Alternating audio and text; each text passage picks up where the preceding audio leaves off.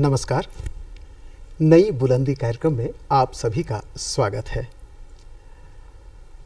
दर्शकों, जब हम बात करते हैं, जीव जगत का हर एक प्राणी निश्चित रूप से बहुत महत्वपूर्ण है, लेकिन भारतीय संस्कृति में गाय पालन का विशेष महत्व है। आर्थिक रूप से, सामाजिक रूप से विगत कुछ वर्षों में देखा जा रहा है, आध्यात्मिकता के साथ साथ गौ सेवा को मान लिया गया है कि ये आर्थिक और सामाजिक रूप से भी लोगों को बांधने और जीवन स्तर को ऊंचा उठाने में काफ़ी महत्वपूर्ण प्राणी है। हमारे वेदों में गाय का वर्णन प्राप्त होता है। गाय किस तरह से हमारी आर्थिकी को सुधार सकता है, हमें आत्मनिर्भर बना सकता है, हम किस तरह से गौ पालन से जुड़कर अपने आप को बेहतर बना सकते हैं, आज इन्हीं विषयों पर हमारी बातचीत होगी। इस विषय पर बातचीत करने के लिए हमारे साथ गौ सेवा आयोग के अध्यक्ष श्री राजीव रंजन स्टूडियो में मौजूद हैं। राजीव रंजन जी, आपका स्वागत है। नमस्कार। दर्शकों, आप हमारे साथ जुड़े रहिए, हम तमाम बातें आपकी तरफ से, अपनी तरफ से रखेंगे।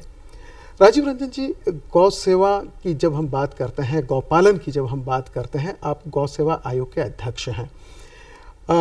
सबसे महत्वपूर्ण बात है कि एक व्यक्ति को, एक समाज को, एक गांव को आत्मनिर्भर बनाने की दृष्टि से गौ पालन कितना ज़रूरी है, किस तरह से आत्मनिर्भर बन सकता है?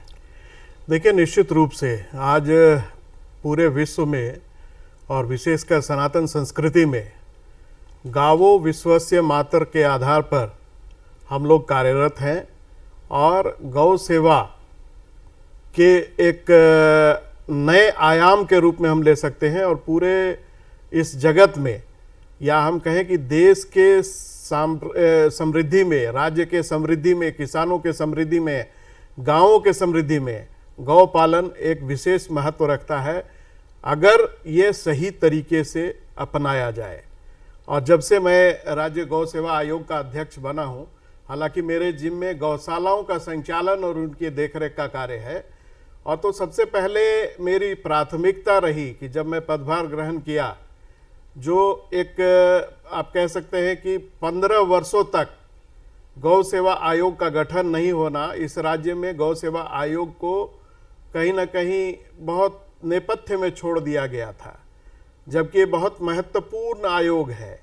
और बराबर इस बात की चिंता रहती है कि इस राज्य के अंदर जो 23 गौशालाएं निबंधित हैं, अब 22 रह गई हैं। एक ने का रजिस्ट्रेशन हम लोगों ने रद्द कर दिया, चूँकि जो सरकारी मानक होते हैं उसके आधार पर वो काम वहाँ नहीं हो रहा था। तो हमारे आते ही हमारे साथ, मेरे साथ जो राजू गिरी जी उपाध्यक्ष बने हैं, मैं और वो दोनों ने, हम लोगों ने निश्चय किया कि सरकार की संवेदनशीलता और दूरदर्शिता जो इस क्षेत्र में एक वैक्यूम बन गया था और एक अभिभावक विहीन परिवार की तरह से गौ सेवा आयोग संचालित हो रहा था, तो उसको लेकर के हम लोग काम इस प्रकार का करें कि इस राज्य की गौशालाओं को सबसे पहले कैसे हम आत्मनिर्भर बनाएं, उस दिशा में हम लोगों ने कार्य प्रारंभ किया। ऐसे तो पूरे देश में गायों की सेवा की बात होती है, गौपालन की बात होती है। झारखंड की जब हम बात करते हैं तो अभी क्या स्थिति है?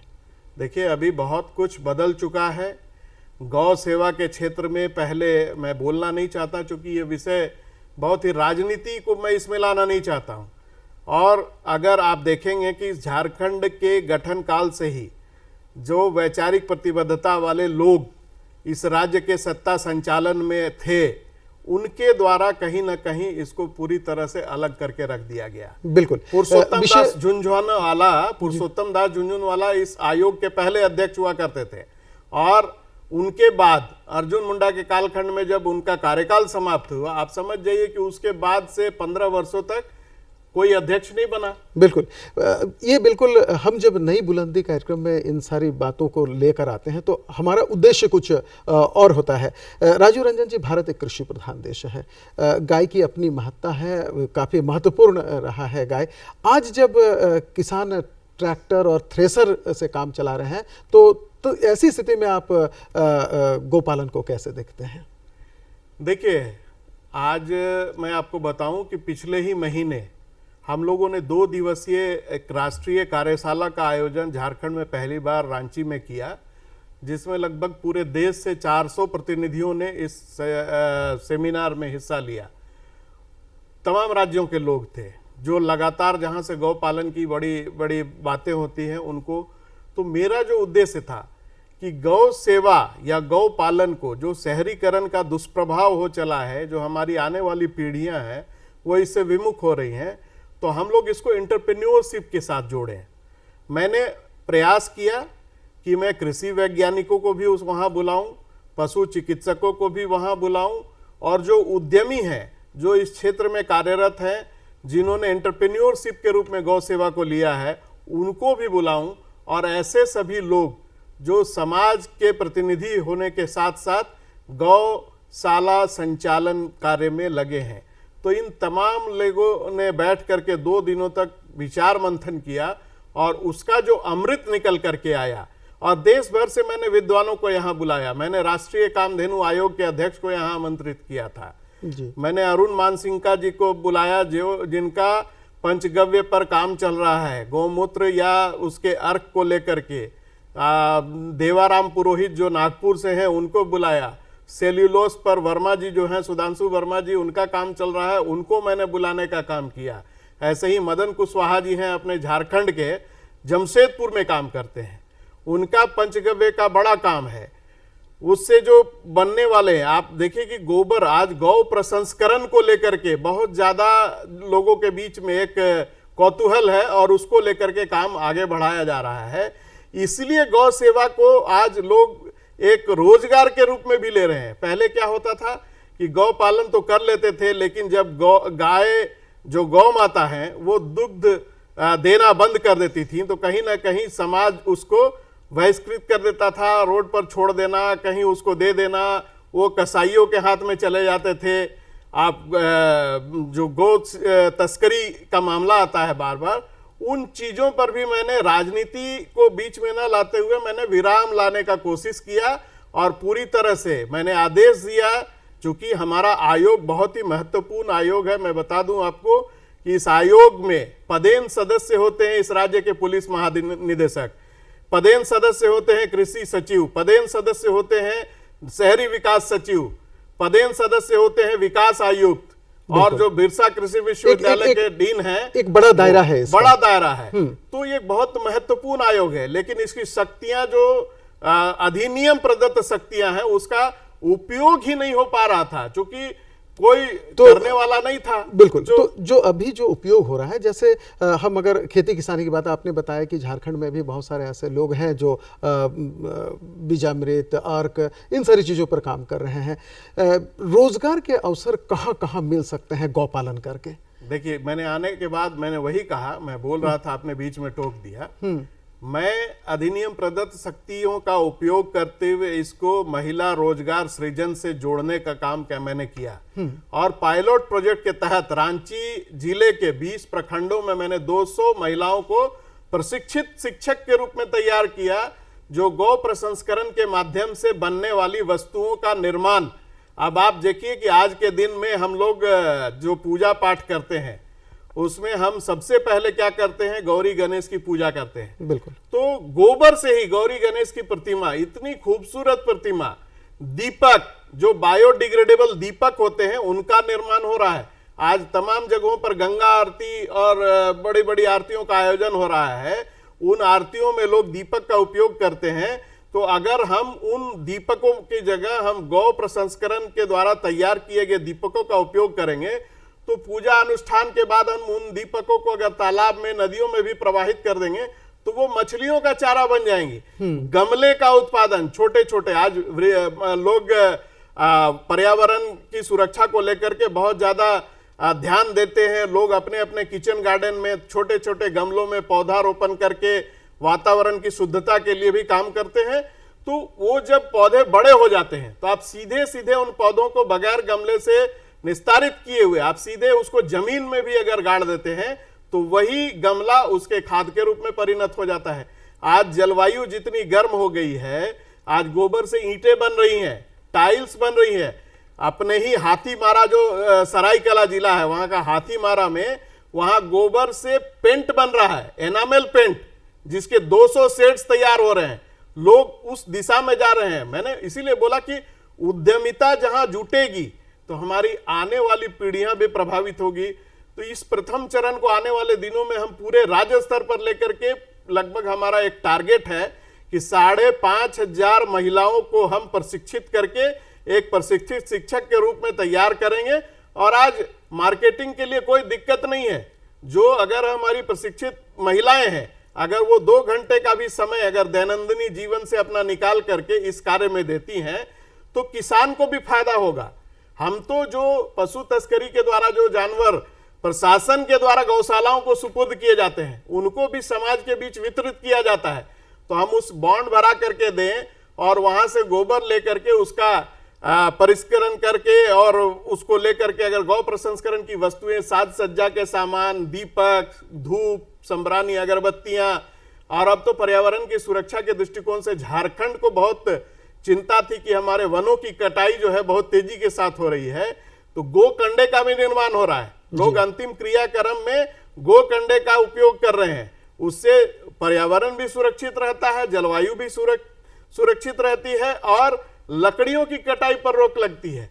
छोटे छोटे जो पूजा अनुष्ठान होते हैं, सत्यनारायण कथा और बाकी बात जो पूजा हमारे यहाँ घरों में होता है, अगर हवन के लिए हम छोटे छोटे, आज पैकेजिंग का युग है, छोटे छोटे गोकंडों का निर्माण हवन सामग्री के रूप में लकड़ी के उपयोग में लाने के बजाय अगर हम उन गोकंडों का उपयोग करते हैं जो पूरी तरह से एक साइज एंड शेप में बनाई जाती हैं, बढ़िया से पैकेजिंग किया जाता है, उनको लेकर के अगर हम करते हैं तो इन सारी चीजों पर विराम भी लग सकता है, लोगों को रोजगार भी मिल सकता है। और उन्हीं महिलाओं के द्वारा अगर 2 घंटे, मैंने कहा कि सिर्फ 2 घंटे महिलाएं अगर इस कार्य में अपना देती हैं तो मिनिमम 10,000 रुपए का आय एक निश्चित है परिवार में एक महिला अर्जित कर सकती है। बिल्कुल। तो हम एक और इस गोबर को, गौ सेवा को, राज्य की समृद्धि, महिलाओं की समृद्धि, इस राज्य के सकल आय वृद्धि, इन सारे चीजों के साथ जोड़ने के दिशा में प्रयासरत है।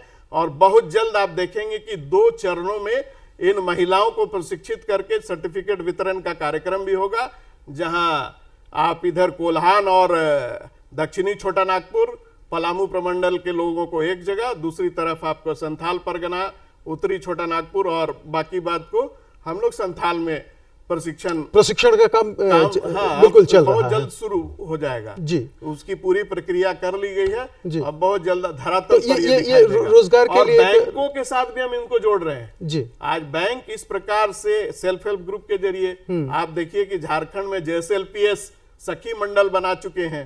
उन सखी मंडल के लोगों को भी एक काम मिलने का प्रयास होगा। आप हमारे जो प्रोग्रेसिव किसान हैं, मैंने उनको भी बुलाया था इस सेमिनार में। बिल्कुल। और आज मेघा डेयरी बहुत अच्छा काम कर रही है। उसके द्वारा देखिए कि आज दुग्ध प्लांट का स्थापना के साथ साथ लोगों को गौ पालन के क्षेत्र में प्रोत्साहित करने का काम किया जा रहा है और दूध का कलेक्शन घरों से हो रहा है और पूरी तरह से कोई अननेचुरल चीज नहीं, नेचुरल चीज का कलेक्शन करके और हर जगह गौशालाओं में भी उनकी सकल आय वृद्धि के लिए दुग्ध उत्पादन के दिशा में आगे प्रयास हो रहा है। बिल्कुल। तो हम यहाँ रोकना चाहेंगे आपको राजीव रंजन जी। महिलाओं की आपने बात कही, महिलाओं को रोजगार मिलेगा। जैसे जैसे हमारा समाज आगे बढ़ रहा है, लोग शिक्षित हो रहे हैं, शहरीकरण की बात आपने कही, शिक्षित समाज को गौपालन से कैसे जोड़ा जा सकता है, क्या किया जा सकता है ताकि शिक्षित समाज भी गौपालन के महत्व को समझे, और आप इस दिशा में क्या करना चाहेंगे? देखिए, बहुत अच्छा सवाल किया आपने और बहुत सापेक्ष सवाल है। मैं इसका उत्तर देने में अपने आप को सौभाग्यशाली समझूंगा। आज शहरों में जगह की बहुत कमी होती है। लोग अपार्टमेंट में फ्लैट तो ले रहे हैं, उनके अंदर भी गौपालक बनने की इच्छा है, लेकिन ये अवसर उनको नहीं मिल सकता है, इसलिए कि गौपालन करना आसान नहीं है।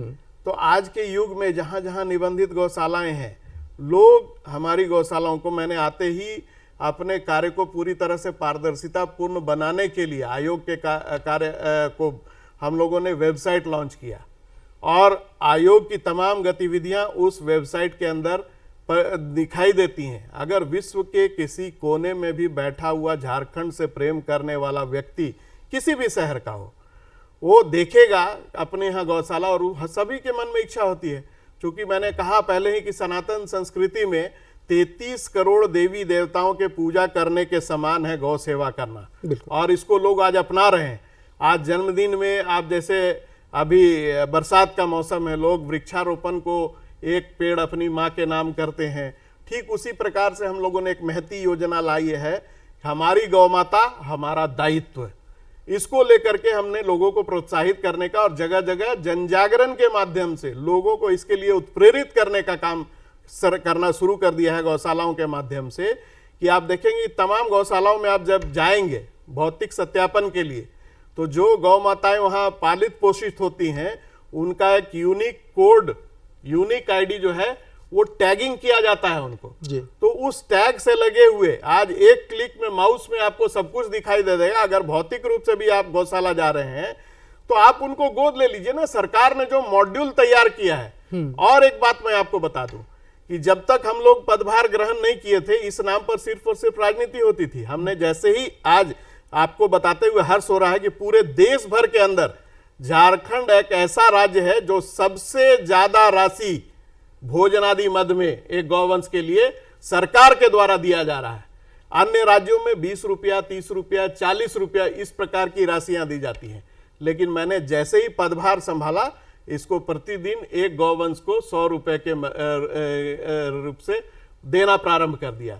और अब भी हम लोगों ने आयोग की बैठक में इस बात का प्रस्ताव पारित करवाया है, जिस पर लगभग सैद्धांतिक सहमति बन चुकी है कि महंगाई के दृष्टिगत हम लोग इसका और ज्यादा विस्तारित रूप में गौशालाओं की मदद कर सकते हैं। तो इस जो गौ माता हमारा दायित्व कार्यक्रम लॉन्च करने के पीछे उद्देश्य ये था कि सब कुछ सरकार के भरोसे नहीं किया जा सकता है। बिल्कुल, कुछ पब्लिक पार्टिसिपेशन भी होता है और लोगों में जागरूकता भी बढ़ रही है, जागरूकता भी बढ़ती है। और उनको जोड़ने के लिए इस माध्यम से अगर सीधे ऑनलाइन गौशालाओं के अकाउंट में राशि ट्रांसफर हो सकती है, तो जो मॉड्यूल हमने तैयार किया कि एक दिन 100 रुपये, उस हिसाब से अगर कोई व्यक्ति उसका जितना सामर्थ्य है, 1 महीने के लिए, 3 महीने के लिए, 6 महीने के लिए, साल भर के लिए, 2 साल कहने का मतलब है कि प्रत्यक्षता तो आप जुड़ सकते हैं, अप्रत्यक्ष रूप से भी आप जुड़ सकते हैं। उससे गौशालाएं भी आत्मनिर्भर बनेंगी और जो राशि हम योजनाओं के क्रियान्वयन के लिए गौशालाओं को देते थे, उस राशि का उपयोग इस राज्य के अंदर अन्य कार्यों के लिए भी, अन्य कार्य सिर्फ गौपालन को ही बढ़ावा देने के लिए। आज जो देसी नस्ल की गाय, नस्ल सुधार के दृष्टिकोण से, इसी से जुड़ा हुआ प्रश्न है मेरा कि नस्ल सुधार के दृष्टिकोण से हम लोग जो सेमिनार सिंपोजियम का आयोजन करके, और मैं आपको यह भी हमको बताते हुए हर्ष हो रहा है कि मेदनी कैटल के नाम से इस राज्य में हम लोगों के पद में आने के बाद अपना पेटेंट हुआ है। अच्छा। जो इस नाम से यहाँ की एक ब्रीड तैयार की गई है, ये भी अपने लिए गर्व का विषय है इस राज्य के लिए। यही हम जानना चाह रहे थे कि अभी एक कुछ वर्षों से एक बात और आ रही है, देसी बनाम विदेशी गायें, जो जर्सी गायें हैं। देसी गायों की उपयोगिता की दृष्टि से अगर देखें तो दूध कम देती है, हालांकि उनके रखरखाव में बहुत कम खर्च है। तो जब देसी विदेशी की बात आती है गायों की, तो उस दिशा में भी क्या आप कुछ सोचते हैं, कुछ काम चल रहा है? देखिए, निश्चित रूप से चल रहा है और मैंने बताया कि इन तमाम विषयों पर 2 दिनों तक विचार मंथन हुआ। जो हमारे पशु चिकित्सक या साइंटिस्ट आप उनको बोल सकते हैं, इस दिशा में किस प्रकार से हम उसका लाभ ले सकते हैं। इसके अलावा, ये सारे चीजों के अलावा, चूंकि आज आपने कहा कि जर्सी गाय और देसी गाय, तो निश्चित रूप से दूध तो जरूर देसी गाय कम देती है, लेकिन जो न्यूट्रिशन का मामला आता है वो बहुत ज्यादा पौष्टिक दूध देने का काम करती हैं देसी गाय। तो हम लोग इस बात के लिए किसानों को भी प्रोत्साहित कर रहे हैं कि आप देसी गायों का पालन के दिशा में आगे बढ़ें। और मैंने इसलिए कहा कि जो गौ माताएं पहले सड़कों पर छोड़ दी जाती थी, अब उन गौ माताओं को सरकार वहां दे रही है कि आप उनका पालन पोषण करिए, और उनके गोबर को हम अपने यहाँ ले करके इन महिलाओं को ट्रेनिंग करके उससे उत्पादन बना करके आज बिरसा पोटो योजना जो है वन विभाग की, और या हरित क्रांति को लेकर के सरकार इस राज्य के अंदर जो काम कर रही है, किसान वन विभाग हो या कृषि विभाग हो, जो सीधा सीधा बायो फर्टिलाइजर का खरीद करती है, तो हमारी गौशालाओं में प्लांट लगा हुआ है। हाँ, आज ये भी एक महत्वपूर्ण प्रश्न है कि प्लांट के जरिए बायो फर्टिलाइजर का उत्पादन हो रहा पूरा है। देसी तकनीक से हो रहा है। और उसको इतना मैं आपको बताते हुए हर्ष हो रहा है कि हमारी एक गौशाला है गिरिडीह जी। गिरिडीह के पचम्बा में जो गौशाला है, उस गौशाला में सिर्फ साल भर के अंदर 2.5 करोड़ रुपए का सिर्फ बायो फर्टिलाइजर बेचा है। उसको देख करके, उसको एक आधार मान करके, रांची गौशाला हो, आपका करकेन कतरास गौशाला हो, या राज्य के अन्य हिस्सों में जो गौशालाएं हैं, आज बेड बना बना करके बायो फर्टिलाइजर के उत्पादन में ये भी बहुत रोजगार का बड़ा एक बिल्कुल बड़ा रोजगार ये का है। ये है। उन्हीं से लेकर के बिचौलिए जो है वो टेंडर भर के, तो हम लोगों ने इसको भी दूर करने के लिए सरकार से एक आग्रह किया, बोर्ड की बैठक में, आयोग की बैठक में ला करके, कि राज्य की सरकार जो है वो गौशालाओं से सीधी खरीद करे बायो फर्टिलाइजर की, ताकि ये जो बीच का मार्जिन बिचौलिया मनी है, मुक्त हो, मार्जिन में हो, बिचौलिया मुक्त हो, और गौशाला जो अनुदान पर चलती है वो आत्मनिर्भर बने और राज्य सरकार का भी राजस्व बचे। तो ये दोनों चीज है। तो हम इन तमाम बिंदुओं पर बड़ी मात्रा में काम कर रहे हैं। आज देखिए, हाइड्रोफिनिक्स घास का उत्पादन, बहुत सारी ऐसी गौशालाएं हैं जिनके पास पर्याप्त मात्रा में जमीन नहीं है। बिल्कुल। तो आज एक ऐसी तकनीक है जो पूरे तरह से वातानुकूलित वातावरण में हाइड्रोफिनिक्स ग्रास का उत्पादन होता है, उनको भी चारा के रूप में उपयोग किया जा सकता है। और अपने रांची के ही गौशाला में हरमू रोड में हाइड्रोफिनिक्स तरीके से घास का उत्पादन होता है, जो हरे चारा के रूप में। आज हरे चारा का बहुत उपयोग है, उपयोग भी और महत्व भी है। जो आप पावर प्लांट लग रहे हैं, पतरातू चले जाइए आप, कलकत्ता पिंजरापोल हजारीबाग है, बड़ी मात्रा में जो हरा चारा उपजाया जा रहा है, और ये फर्नेस में उपयोग किया जाता है इनका। हमारी गौ माताओं के चारा के रूप में तो उपयोग हो नहीं ही होना, रहा है। हाँ। लेकिन उन पर्यावरण के सुरक्षा के दृष्टिकोण से जो अगर पावर प्लांट है, उसमें भी इन हरे चाराओं का उपयोग किया जाता है। तो कहीं ना कहीं एक दूसरे से परस्पर सहयोग और बड़ी मात्रा में आपस में सहभागिता निभाते हुए हम गौ सेवा को समृद्धि से, सकल समृद्धि से जोड़ने के प्रयास में लगे हैं, और आने वाले दिनों में निश्चित रूप से आपको इसका फलाफल दिखाई देगा। बिल्कुल। जब हम गौपालन से जुड़ते हैं तो आजकल एक व्यवस्था हो गई है कि दुग्ध वगैरह सही जगह पर पहुंचा दे रहे हैं। बाजार को आप किस तरह से देखते हैं? अगर कोई व्यक्ति गौपालन कर रहा है या कोई बड़े पैमाने पर गौपालन कर रहा है, तो बायो फर्टिलाइजर की बात आपने कही कि बायो फर्टिलाइजर का एक बड़ा मार्केट है आज की डेट में। बाकी चीज़ों का मार्केट किस तरह से आगे बढ़ाया जा सकता है? किस तरह से मार्केट प्राप्त होगा जो हमारे उद्यमी हैं उनको? निश्चित रूप से आज हम लोगों ने अभी बहुत जल्द बैंकर्स कमेटी की एक बैठक भी बुलाई है, और इन तमाम बिंदुओं को लेकर के मैंने कहा कि आज इस क्षेत्र से अगर गोबर से ईंटों का उत्पादन हो रहा है, ये पर्यावरण के सुरक्षा के दृष्टिकोण से इतना महत्वपूर्ण है कि आज रांची में ही गर्मी कितनी बढ़ गई। अगर 20 साल पहले की रांची को आप देखेंगे और अब की रांची को देखेंगे, तो जलवायु परिवर्तन इस प्रकार का हुआ है कि पहले दिन में 2 बजे बारिश हो जाया करती थी। आज गर्मी से हालत खराब है, लोग एसी चलाते हैं। तो जो इंफ्रास्ट्रक्चर, जो बेसिक इंफ्रास्ट्रक्चर है, पाइलिंग वर्क, वो आप सीमेंट से कर लें, और इन गोबर से बने ईंटों से आप अगर जुड़ाई करते हैं, गोबर से बने टाइल्स को आप अपने घर में लगाते हैं, गोबर से उत्पादित पेंट से आप उन घरों का रंगारोगन करते हैं, तो आप पाएंगे कि आपको कभी भी न गर्मी के दिन में वातानुकूलित मशीन का संचालन करना होगा और न जाड़े के दिनों में ब्लोअर चलाना होगा। तो पर्यावरण के सुरक्षा के दृष्टिकोण से भी, और जो केमिकल्स पेंट उत्पादन में उपयोग किए जाते हैं, आप अमूमन देखिएगा कि घर में अगर आप पेंट करवाते हैं दिवाली में, तो 1 महीने तक उसका गंध नहीं जाता है। लेकिन इसी हाथीमारा में जो तैयार हो रहा है एनामेल पेंट गोबर से, उस पेंट को अगर आप लगवा के देखेंगे तो दूसरे दिन से आप एकदम उन्मुक्त वातावरण में आप। बिल्कुल। बड़े बड़े जो ब्रांड हैं उनके लिए प्रचार प्रसार की बहुत व्यवस्था है। आप गौ सेवा आयोग के अध्यक्ष हैं, आप इससे जुड़े हुए हैं, तो क्या हम अपने ग्रामीण क्षेत्रों में या शहरी क्षेत्रों में जो हमारे प्रोडक्ट हैं उनका प्रचार प्रसार करने में असमर्थ है कि हम तक ये सही ढंग से नहीं पहुंच पा रहा है? नहीं, बिल्कुल ठीक है आपने कहा। इस क्षेत्र में जितना काम होना चाहिए था, मैं स्वीकार करता हूं कि उतना काम नहीं हो पाया था। लोगों की इच्छा शक्ति की कमी या उपेक्षापूर्ण रवैया, लेकिन ये हर्ष का विषय है कि वर्तमान में हमारे दल के नेतृत्व ने और हमारे यशस्वी और दूरंदेशी मुख्यमंत्री हेमंत सोरेन जी के नेतृत्व में इस विषय को गंभीरता से लिया गया और पूर्ण आयोग का गठन किया गया, जिसके जरिए कार्यों को आगे बढ़ाने का काम किया जा रहा है। तो हमें खुशी है कि हम इस राज्य में किसानों की आत्मनिर्भरता, गौशालाओं की आत्मनिर्भरता और साथ ही साथ उद्यमिता के साथ इसको जोड़ने का काम करके आने वाली पीढ़ियों को भी गौ सेवा के क्षेत्र में, जो आधुनिकीकरण के परिप्रेक्ष्य में, शहरीकरण के परिप्रेक्ष्य में जो दिक्कतें सामने आ रही हैं, उस पर सापेक्ष रूप से विचार मंथन करते हुए आगे के निर्णयों को लेने में सक्षम है। बिल्कुल।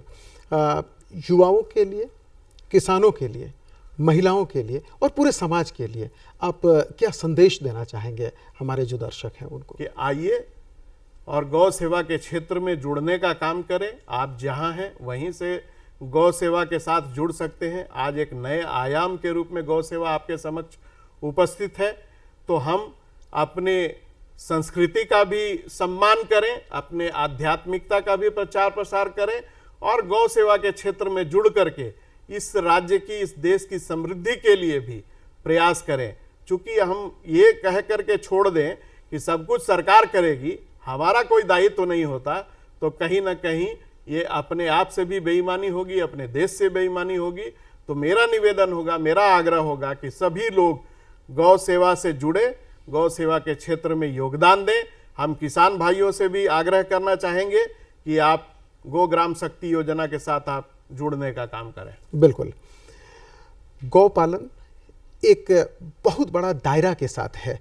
इसमें आत्मनिर्भरता की बहुत सारी चीज़ें छिपी हुई है। अगर आप इससे जुड़ेंगे तो निश्चित रूप से आप आत्मनिर्भर बन पाएंगे, अपने जीवन स्तर को बेहतर बना पाएंगे, राज्य को एक अग्रणी राज्य के रूप में प्रस्तुत कर सकेंगे। राजीव रंजन जी, आप हमारे कार्यक्रम में आए, आपने बहुत अच्छी जानकारी दी, इसके लिए आपका बहुत बहुत धन्यवाद। और दर्शकों धन्यवाद कि हम लोग क्या कर रहे हैं वो जनता के बीच जा सका।